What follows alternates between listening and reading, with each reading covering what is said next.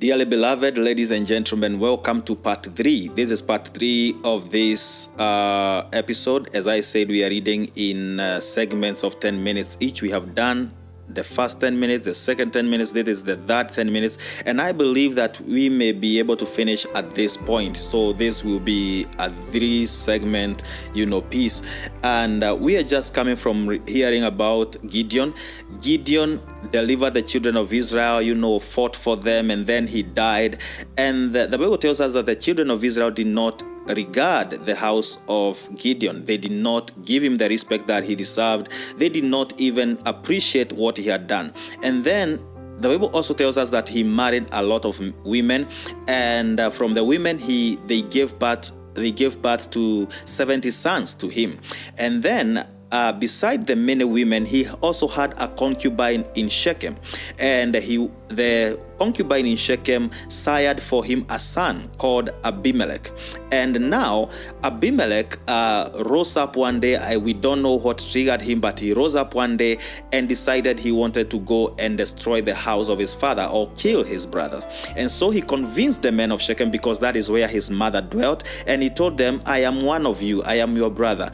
Would you want all the sons of Gideon to rule over you, or would you want one of them, that is me, to rule over you? And the men of Shechem were convinced and said, we would want you to rule over us. And so he asked them for silver. They gave him silver, and with that silver he hired hitmen. He hired a gang and used the gang and went to his father's house and killed all his brothers, that is 70 of them, and only one was left, called Jotham. Now Jotham, when he came out of his hiding, he went to Mount Gerizim. Mount Gerizim, for those who have been following the story, is the mountain of curses. We have Mount Gerizim, and then we have Mount Ebal. Ebal is the mountain of blessing, and Moses had instructed the children of Israel that whoever stands on Mount Gerizim and proclaims a curse, the curse will be instituted. And whoever stands on Mount Ebal and pronounce a blessing, then blessing will be instituted. So Jotham stands on Mount Gerizim and curses his brother and curses the men of Shechem, and says, he gives them a very long story of trees, trees that, wanted one of them to be the king, but they approached every different tree, and that every different tree decided not to be king because of different reasons. But then one tree, that is the tree called bramble. The tree called bramble, the tree called bramble, decided to become king over the other trees. And now, but he had a condition. He said, if you truly want me to be your king, then I will be your king. And then, but fire will come out of me and devour the whole forest. But if not, then,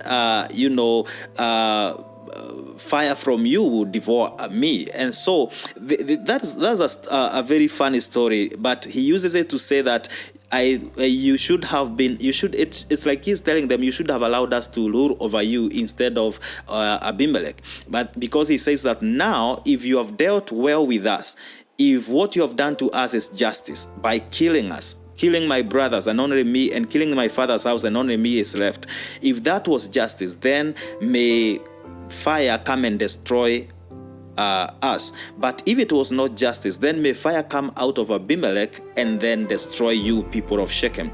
And now, after he has proclaimed that curse, he runs away and flees to a place called Beer and dwells there because he feared his brother Abimelech. Now, we are continuing to read from verse 22 and hear what is going to happen after Abimelech hears of this. Now, verse 22 of Judges chapter number 9, the Bible says, when Abimelech had reigned 3 years over Israel, then God sent an evil spirit between Abimelech and the men of Shechem, and the men of Shechem dealt treacherously with Abimelech, and that the cruelty done to the 70 sons of Jerubbaal might come, and their blood be laid upon Abimelech their brother, which slew them, and upon the men of Shechem, which aided him in the killing of his brethren.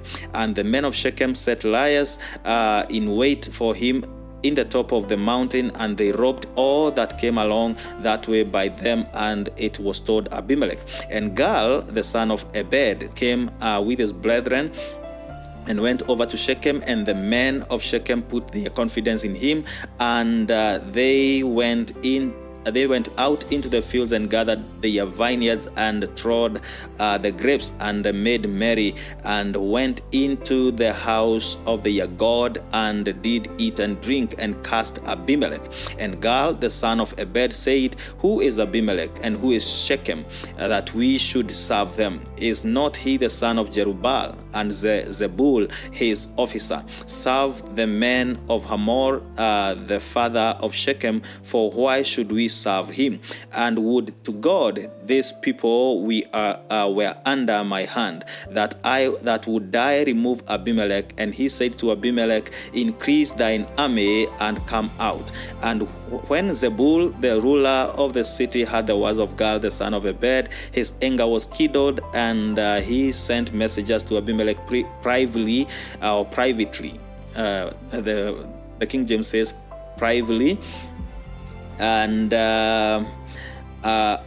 privately saying, Behold, Gal the son of Ebed and his brethren be come to Shechem, and behold, they fortify the city against thee. Now therefore up by night thou and the people that is with thee, and lie in wait in the field. And it shall be that in the morning, as soon as the sun is up, that thou shalt rise early and set upon the city. And behold, when he and the people that is with him come out against thee, that mayest thou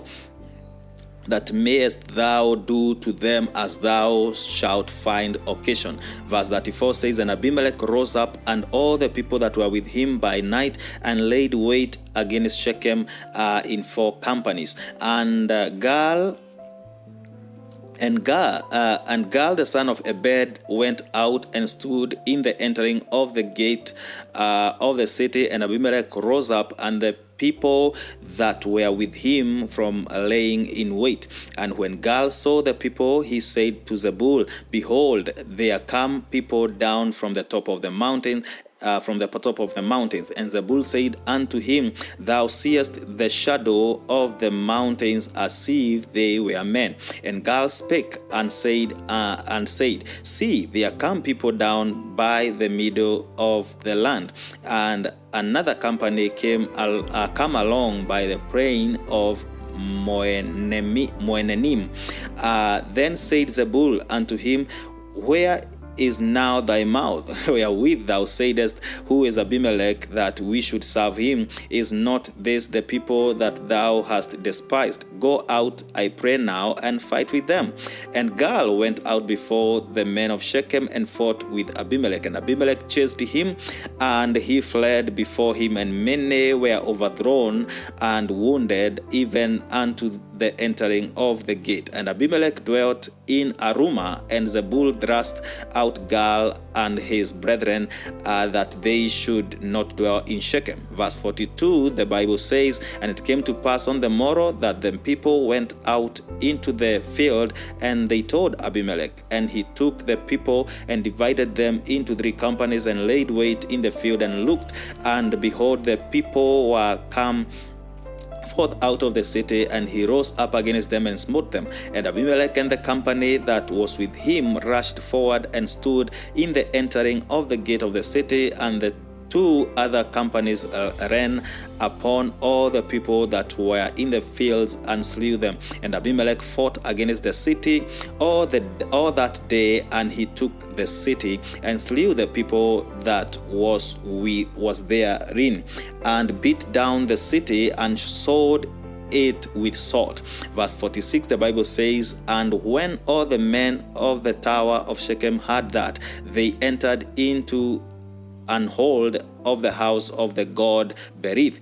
And it was told Abimelech that all the men of the tower of Shechem were gathered together, and Abimelech got him up out of Mount Zalmon, he and all the people that were with him. And Abimelech took an axe in his hand and cut down a bough from the trees, and took it and laid it on his shoulder, and said unto the people that were with him, When ye have seen me do what ye have seen me do, make haste and do as I have done. And all the people likewise cut down every man his bow, and followed Abimelech, and put them into the hold, and set the hold on fire upon them, so that all the men of the tower of Shechem died, also about 1,000 men and women. Verse 50, the Bible says, Then went Abimelech to the bears, and encamped against the bears, and took it. And there was a strong tower within the city,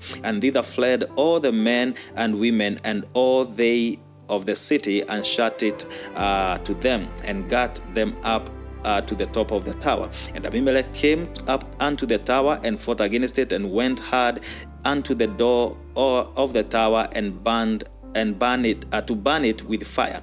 And a certain woman cast a piece of a millstone upon Abimelech's head, and all to break his skull. Then he called hastily unto the young man, his armor-bearer, and said unto him, Draw thy sword and slay me, that men say not of me, a woman slew him. And his young man thrust him through, and he died. And when the men of Israel saw that Abimelech was dead, they departed every man unto his place. Verse 56, Then God rendered the wickedness of Abimelech, which he did unto his father, in slaying his 70 brethren. Verse 57, which is the last verse of Judges chapter number 9, and our last verse for today says, And all the evil of the men of Shechem did God render upon their heads, and upon them came the curse of Jotham the son of Jerubbaal. This part has gone longer than the others because I saw that the verses that were remaining were few, so I said we do not need to overflow it to part 4. But I do not have time to explain. But what we have read is that the curse of Jotham came to pass, that the men of Shechem were killed and destroyed by Abimelech.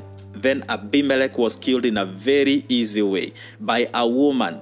But before he died, he told his armor-bearer to kill him so that men would not say he was killed by a woman. It's a very funny story. We will end it at this point because I don't want this to elongate more than it's supposed to go. So until tomorrow, join me as we continue with this journey. God bless you. God keep you. God lift you higher than I am. Shalom. And keep the faith. See you tomorrow.